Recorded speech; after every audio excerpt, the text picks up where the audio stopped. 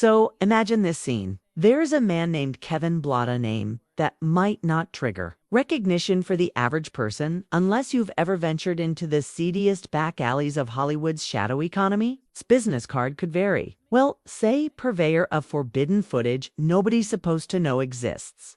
We're talking about Paris Hilton, Kim Kardashian, and a laundry list of random washed-up celebrities from the fringes of fame. You name it.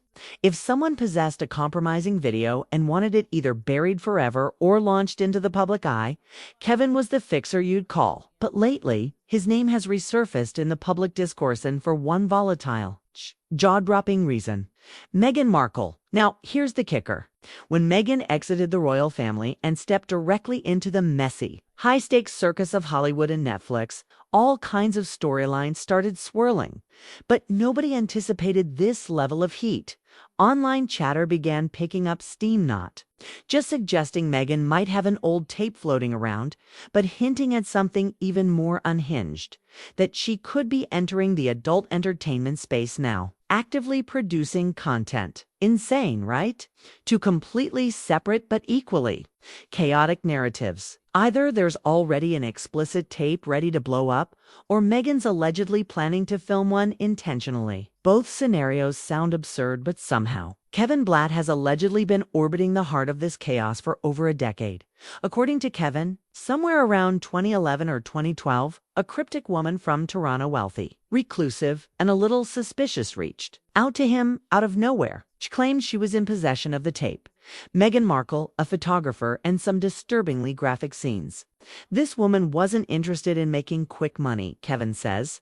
Her motives were personal revenge-driven. A woman scorned. Sounds like something straight out of a late-night cable drama. According to Kevin, this woman was so stealthy, she used disposable burner phones for every interaction, literally burning them afterward. No evidence, no follow-ups, no trace. That's how covert the entire operation was.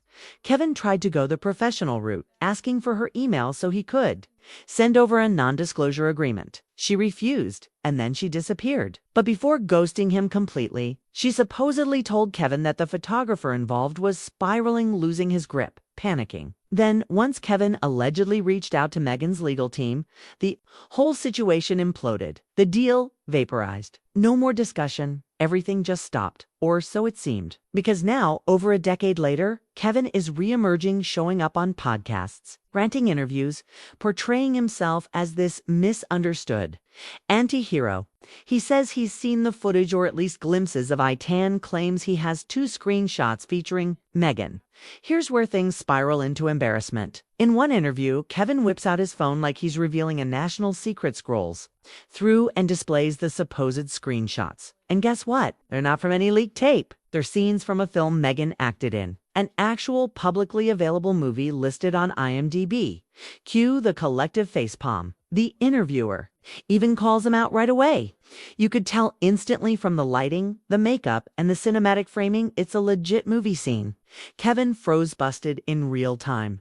The so-called industry veteran couldn't differentiate between a film still and an explicit home video. That single moment detonated his credibility.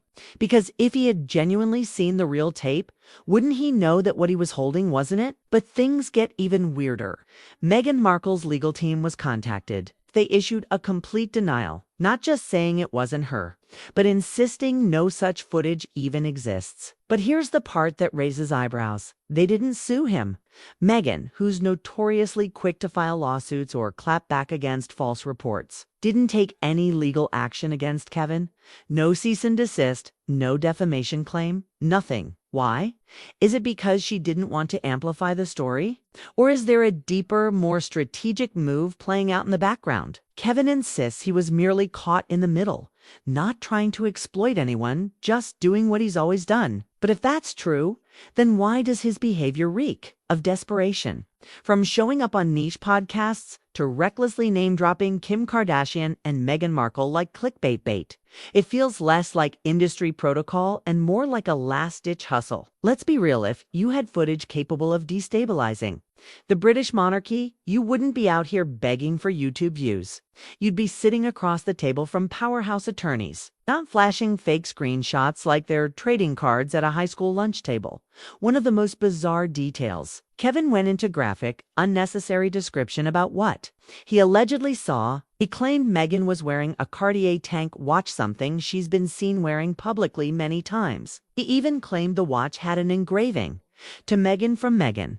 But here's the thing, anyone with Google and 2 brain cells could find those details online. They're not exactly classified secrets. So when Kevin drops the watch reference like it's some irrefutable smoking gun, it lands more like a cheap magician's trick. Still, people online devoured it. 'Cause, whether it's true or not, just the idea of Meghan Markle caught in an explicit scandal is viral gold. It's a perfect storm of royal defector, a polarizing public figure, a sleazy rumor, and a fame-hungry middleman stirring the pot. The internet lives for this chaos. And right when the story felt like it might finally burn out, in walks Piers Morgan. On live television, Piers cracked a joke, or maybe made a bold prediction about a sex tape surfacing soon. Equipped, "We're 2 months away from the sex tape," as if it were the inevitable final chapter in Meghan's public downfall.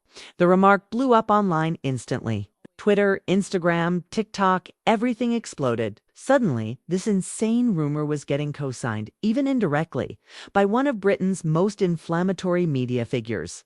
And when Piers digs in, it means one thing. There's an audience hungry for Meghan drama.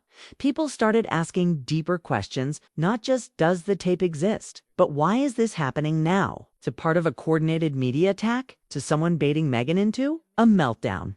Or is it just a feeding frenzy of bitter, attention-starved men trying to ride her name for clicks? Either way, the narrative is toxic, and that's precisely why it spreads. But here's what's even more dangerous. The legal line this all dances on.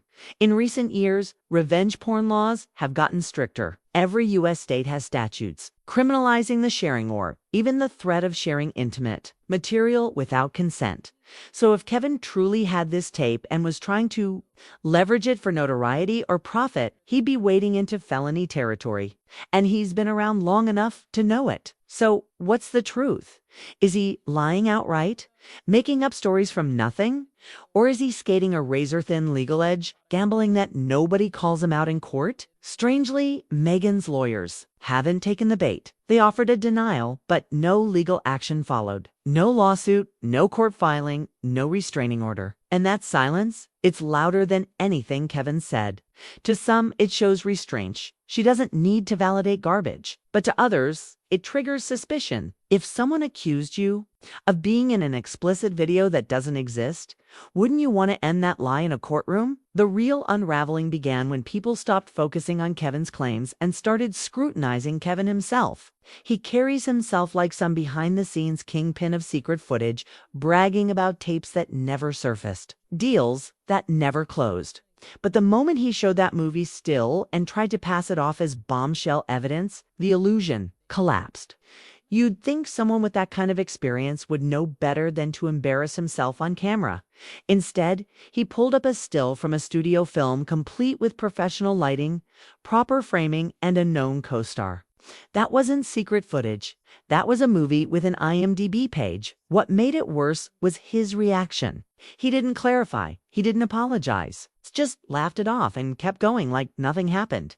It was painful to watch. The supposed expert looked like a man scrambling to stay relevant in a world that had long stopped listening. Even the podcast hosts looked uncomfortable, awkwardly trying to steer the show away from imploding. But the damage was irreversible. At that point, the audience wasn't just skeptical about the tape. They doubted whether Kevin had ever seen anything at all, whether the entire saga was a sad, stitched-together fantasy built on half-truths and online whispers. If the strongest proof Kevin could offer was a decades-old movie clip, then how deep could the story really go? That's when the focus shifted to Meghan.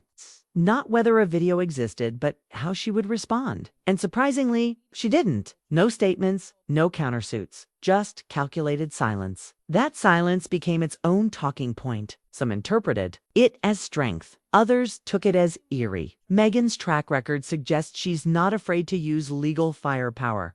So why not now? The fact that Kevin Blatt is still making the rounds talking on camera, dropping names, and avoiding lawsuits has left many puzzled. And just when the story couldn't get any weirder, the internet dragged up a clip of Meghan twerking, possibly at a party, maybe on set, no one knows.